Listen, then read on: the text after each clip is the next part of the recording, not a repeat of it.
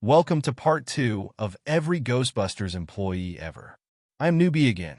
If you haven't seen part 1 in the series, I highly recommend you check it out.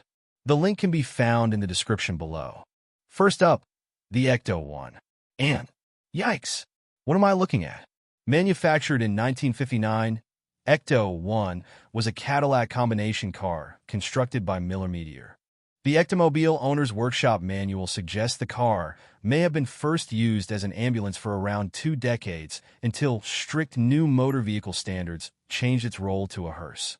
Ray Stantz presumably bought the car from Elwood Motors, where he had the chance to see it in action during a demo sale.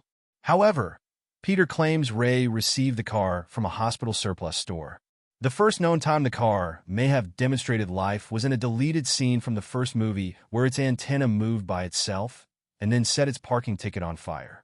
Sometime afterwards, the Ecto-1 single-handedly, or rather single-tiredly, busted the scrapyard demon. While Egon initially dismissed this as a dream, the event somehow made its way into their files. Another time, Ray spent about 20 minutes fixing the car, being assisted by the car's apparent telekinesis. Is the car possessed by a ghost? While the incident with Ray was described as a supernatural spanner in the works, Ecto-1 has also been possessed in multiple separate incidents, further confusing the matter. Walter Peck? Really? Fired from the EPA, Peck would join BUFO. He attempted to eliminate Slimer to cripple the Ghostbusters. He was fired. Peck joined Fraud Squad and attempted to find a Ghostbusters franchise guilty of something, while the Soviet Union was attacking with werebears. In 1991, Peck was put in charge of Peacock. Deleted DLC content for Ghostbusters the video game depicts Peck as a Ghostbuster. While I could speculate, I'll just mention that zombies might have been involved. While Peacock was shut down for a couple years, it was brought back after a zombie infestation. By now, Peck believed if he couldn't beat the Ghostbusters, he'd join them, and perhaps control them. From Peacock, Peck expanded Ghostbusters members and would join them on a mission in Ireland. Eventually, he was even considered support staff. Now the mayor of New York City, his desire to destroy the Ghostbusters has returned.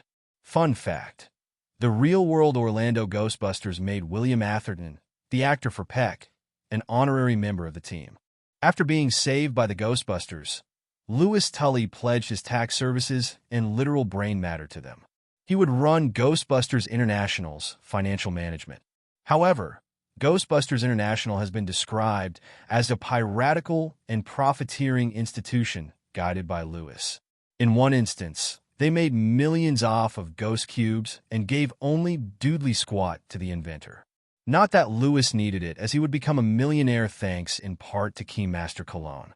Lewis also worked with Ronald Reagan to stop a paranormal serial crisis, taking on the role of spokesman, acting as temporary liaison to the substitute chairman of the board of the Corporation of Ghostbusters International Incorporated.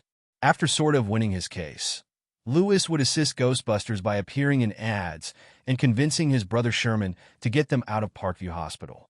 While celebrated on New Year's for his actions, for safety reasons alone, he did not become a regular Ghostbuster. Fun fact: in Dimension 00D, Lewis was one of the founders of Ghostbusters Beyond. While Oscar Barrett was the chosen host of Vigo, he was fortunately saved by the Ghostbusters. In kindergarten, Oscar started karate and, to Dana's dismay, met with his father Andre Wallance. An unused concept for Ghostbusters Sanctum of Slime had a playable character named Oscar, but it is not clear if it was meant to be the same character. In an unused script for Ghostbusters 3, Oscar was trained by the deceased Peter to be the new head of Ghostbusters. In the Egon Spengler Journal, we learn Oscar is no longer living with Dana and that, to this day, no ghost has ever possessed him. The Statue of Liberty.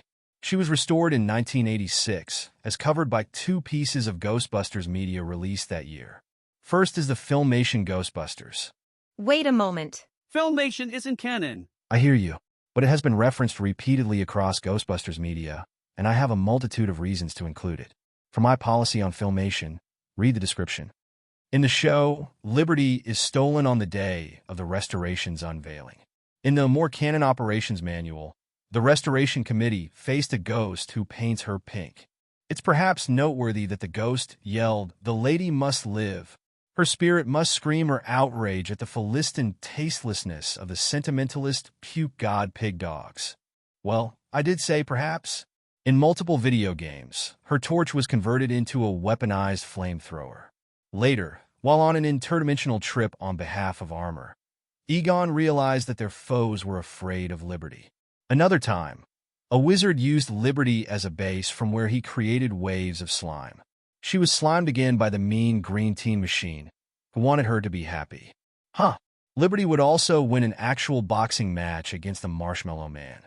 When the 101 cadets messed with a portal, a statue from another dimension could be found alongside the original. Although the other Liberty was returned, this allowed Khan La to return via Liberty Island. It took at least 26 Ghostbusters to defeat him, and not before someone set Liberty on fire. Thanks for watching. I hope you'll join me for part 3, as well as my video on some holiday-themed Ghostbusters.